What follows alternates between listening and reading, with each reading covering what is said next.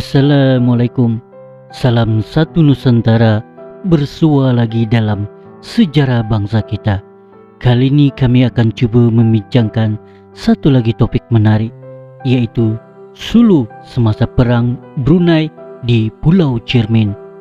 Mari sama-sama kita dengarkan apakah kisah sejarah bangsa kita untuk kali ini. Kisah sejarah ini berlaku pada tahun 1660 hingga 1673, perang yang paling panjang yang pernah berlaku. Perang saudara ini telah tercetus hanya gara-gara perlawanan sabung ayam. Pangeran muda ataupun putra bungsu, yaitu putra Ibni Sultan Muhammad Ali dan Pangeran Muda Alam Ibni Pangeran Abdul Mumin. Dalam perlawanan tersebut, Pangeran muda bungsu telah kalah. Kekalahan beliau telah diejek oleh Pangeran Muda Alam. Disebabkan ejekan tersebut, Pangeran muda bungsu terlalu marah lalu membunuh Pangeran Muda Alam dan melarikan diri dari tempat kejadian.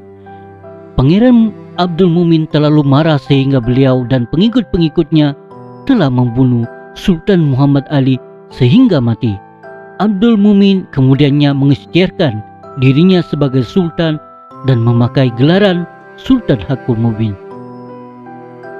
Untuk mengelak kemarahan daripada pengikut almarhum Sultan Muhammad Ali, Sultan Hakul Mubin melantik cucu kepada almarhum Sultan Muhammad Ali, yaitu Muhyiddin, sebagai bendahara baru ataupun sebagai ketua menteri.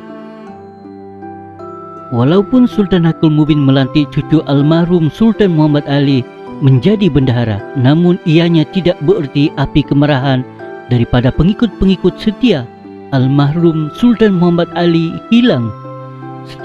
Selepas beberapa lamanya, pengikut-pengikut almarhum Sultan Muhammad Ali membalas dendam dengan meyakinkan bendahara Muhyiddin untuk berdiri menentang Abdul Mumin.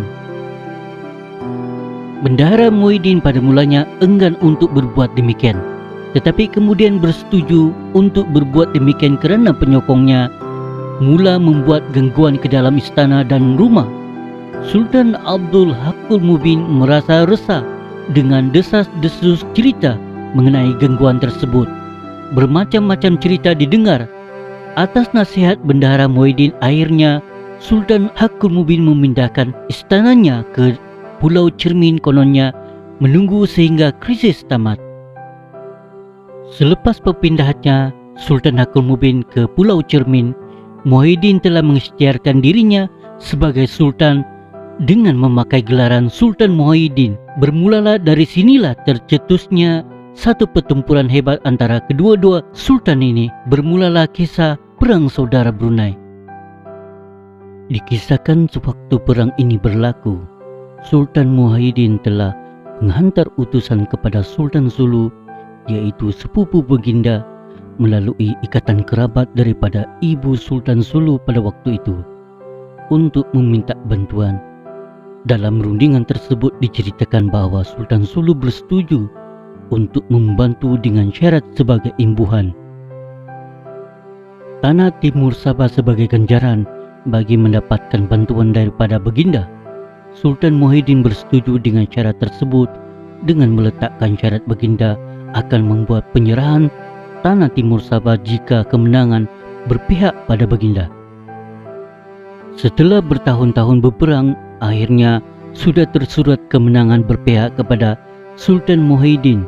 Sewaktu tentera-tentera Sultan Muhyiddin balik ke bandar Brunei, lalu baginda telah menerima laporan daripada panglima baginda sewaktu mereka masih dalam pertempuran bahawa mereka tidak melihat kalibat bantuan daripada tentera-tentera Sultan Sulu datang untuk berjuang bersama-sama.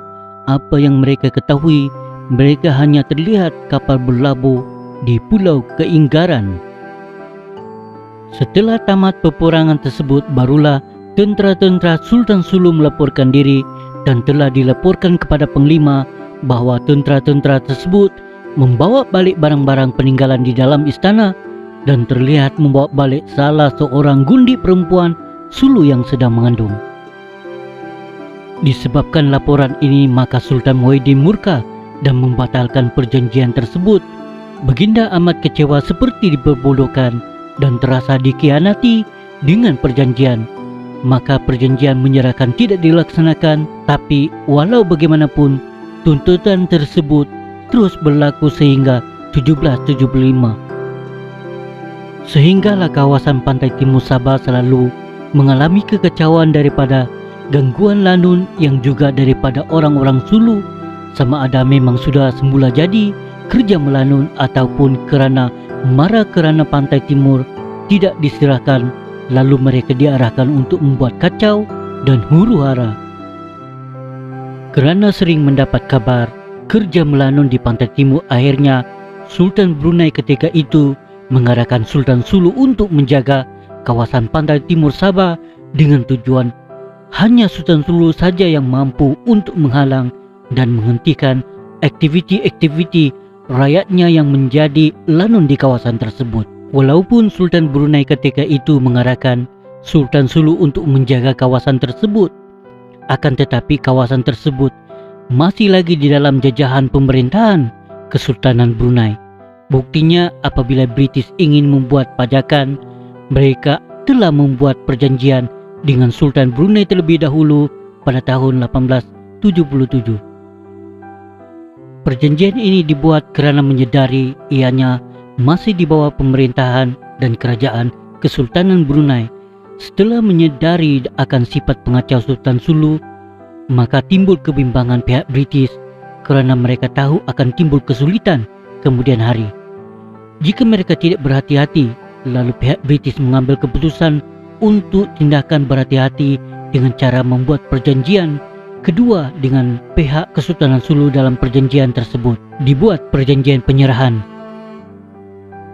Apa yang menarik perhatianku mengenai kisah ini adalah, menurut cerita lisan, bahwa pada waktu itu Kesultanan Sulu telah menerima dua utusan meminta bantuan, yaitu utusan dari Sultan Muhyiddin dan juga utusan daripada Sultan Hamengkubuwono.